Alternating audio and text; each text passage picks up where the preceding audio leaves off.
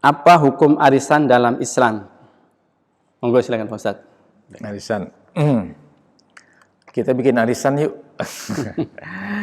Arisan itu sesuatu yang kejadiannya mungkin baru sekarang-sekarang ya.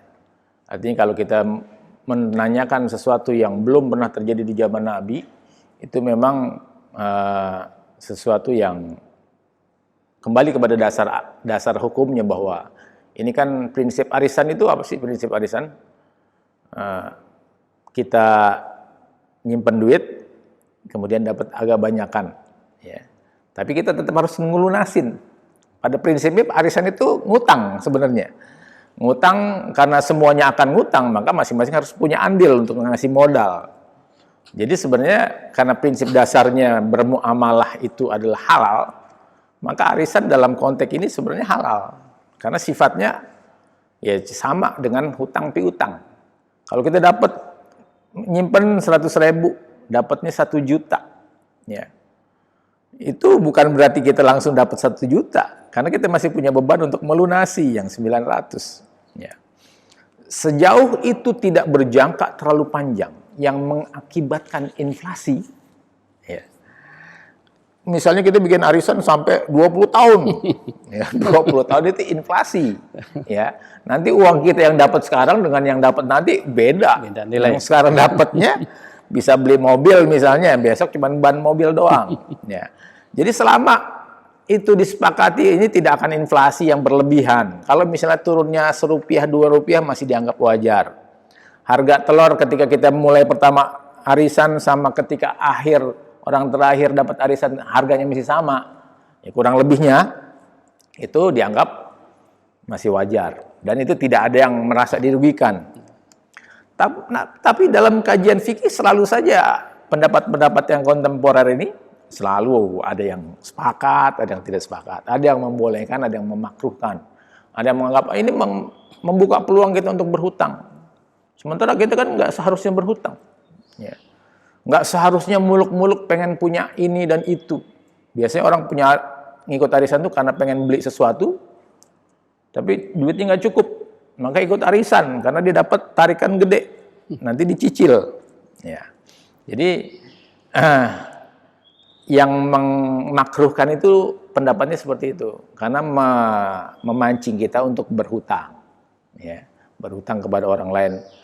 Kan tidak ada jaminan bahwa nanti pada putaran kesekian kita masih ada, ya, masih punya duit, ya, itu pertimbangannya, ya. Makanya arisan juga harus disepakati oleh keluarga nih, karena nanti bisa jadi ini udah kita cuman kebagian bayarin tunggakannya doang, anak-anaknya udah kebagian tunggakannya doang, sementara yang arisan ibunya udah belanja segala macem, ya.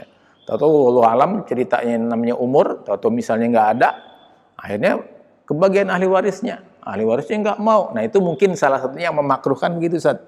Ya, kenapa dimakruhkan oleh sebagian yang mendapat bahwa ini punya polemik, punya peluang, ya, untuk menjadi sebuah mudorot, ya. Meskipun tetap sebagian lagi, ini kan malah sebenarnya justru membantu orang yang nggak mampu untuk punya kemampuan. Bagi kontraktor, ya, kontraktor maksudnya orang yang suka ngontrak gitu Pak, ya, yang belum punya rumah sendiri, mungkin dia dengan ikut arisan akhirnya bisa beli rumah, nyicil rumah, ya, dengan harga yang cukup gitu ya. Jadi kurang lebih seperti itu kalau kita bicara tentang arisan. Kalau kita bicara fikih, sekali lagi, kalau sudah berani masuk ke ranah fikih, maka kita harus berani berbeda. Jadi jangan, kalau kita sudah sok-sokan masuk ke ranah fikih, kita kekeh dengan pendapat kita, itu berarti sama saja kita nggak berani dengan konsekuensi berbeda. Kalau kita sudah mau main bola, harus tahu konsekuensinya. Kalau ngegolin, kita akan dielu-elukan. Tapi kalau kita gol bunuh diri, kita akan dicaci maki dan dibully. Di dalam permainannya pun, kita nanti akan bisa ditackle, ditendang, salah tendang, dan sebagainya. Itu salah satu resiko main bola. Ya. Maka ketika kita masuk ke ranah fikih, resikonya akan menghadapi berbagai macam perbedaan pandangan. Yang itu semua harus kita hargai. Jadi kalau bicara fikih, itu ya bicara perbedaan. Karena namanya fikih itu pemahaman, interpretasi. Jadi begitu Ustaz kurang lebih jawaban. Ya, mungkin dari maslahat dan mudaratnya tadi mungkin yang ada satu tambahan mungkin silaturahmi ya kan Ustaz. Ya, antara Ada manfaatnya nilai ada sisi itu, nilai silaturahmi. Ya. Itu buat yang pada lunas, Pak. Buat yang kurang-kurang bayarannya malah dimusuhin. Iya. Ya. Ya.